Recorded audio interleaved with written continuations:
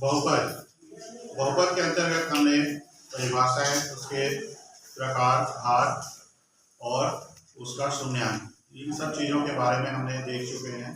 आज हम जो देखने जा रहे हैं कि बहुपद को हम घात के आधार पर किस प्रकार से वर्गीकृत करते हैं।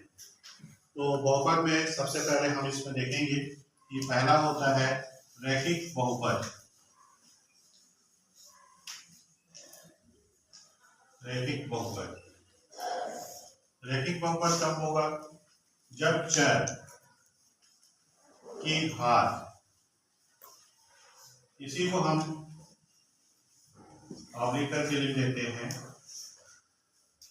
बहुपद की घात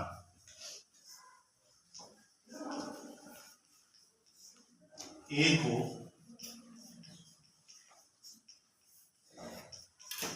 तो उसे रैखिक बहुपद कहते हैं। रैखिक बहुपद कहते हैं। इसका उदाहरण देखते हैं, जैसे 5x ऋण 3। तो यहाँ पे देखिए ये एक हमारा बहुपद है जहाँ पे चर x है और इसकी घात कितनी है। तो यहाँ पे देखिए x पे कोई घात नहीं लिखा हुआ है, इसका मतलब उसकी घात 1 है। तो इसे हम क्या कहेंगे? रैखिक बहुपद कहेंगे।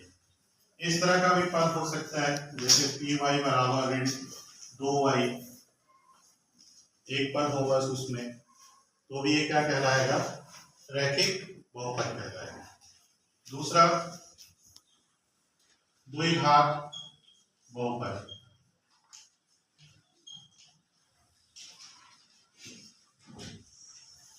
तो इसमें जो चर की घात होगी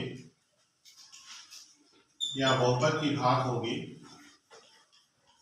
वह 2 होगा। तो यहाँ पे देखिए इसका उदाहरण, जैसे pt बराबर 4x की घात 2 ऋण 2x धन 6। तो यहाँ पे देखिए, अच्छा x के रूप में लिख दिया, इसको px लिखिए। t के रूप में भी लिख देते हैं,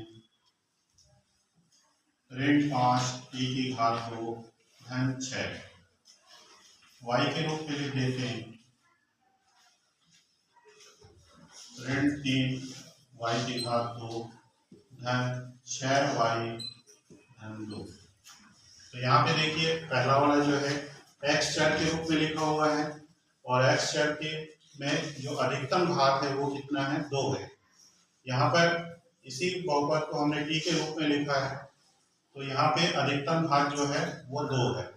यहाँ पे y के रूप में लिखा हुआ है बहुपद और इसकी भी अधिकतम घात कितनी है? 2 है। तो इस तरह से हमने देखा कि ऐसा बहुपद जिसमें चर की घात 2 होती है उसको द्विघात बहुपद कहते हैं। तीसरा त्रिघात बहुपद। तो स्पष्ट है कि इसमें चर की जो घात होगी अधिकतम वह 3 होगा। एक उदाहरण ले लेते हैं, px बराबर 3x की घात 3 धन 4x ऋण 2। तो यहाँ पे देखिए एक उदाहरण लिए हैं, एक बहुपद है जो चर x में है। यहाँ पे x की अधिकतम घात 3 है और x की घात 2 वाला नहीं पद है इसमें, फिर x वाला पद है, फिर ऋण 2। तो ये जो बहुपद है ये अधिकतम घात 3 होने के कारण इसे त्रिघात बहुपद कहा गया। यहाँ पे हम कहीं पर भी पद के बारे में बात नहीं कर रहे हैं कि कितने पद आए हैं, केवल यह देखा जा रहा है कि जो हमारे पास चर राशि है उसकी घात कितनी है, उसके आधार पे हमने इसका वर्गीकरण किया है। एक कभी कभी पद आ जाता है, उनको अलग से हम देख लेते हैं, जैसे अचर बहुपद। ये शब्द कहीं कहीं आपको मिल जाएगा।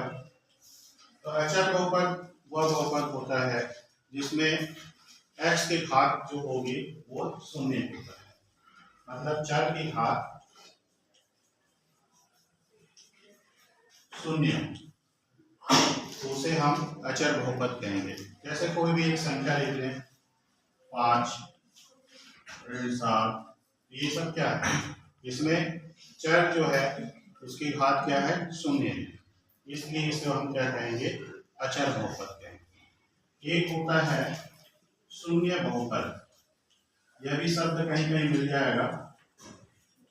शून्य बहुपद का अर्थ होता है कि अगर एक बहुपद शून्य के रूप में लिखा जाए, अर्थात उसके सारे जो गुणांक होंगे वो क्या होंगे, शून्य होंगे। जैसे शून्य x की घात 4, एंड शून्य x की घात 3, एंड शून्य x की घात 2, एंड शून्य x, एंड शून्य, तो सारे गुणांक क्या है, शून्य है, इसलिए इसको हम क्या कहेंगे, शून्य बहुपद कहेंगे। इस तरह से बहुपद में हमने आज बहुपद को घात के आधार पे देखा और दो अलग से बहुपद हमने देख लिया, अचर बहुपद और शून्य बहुपद।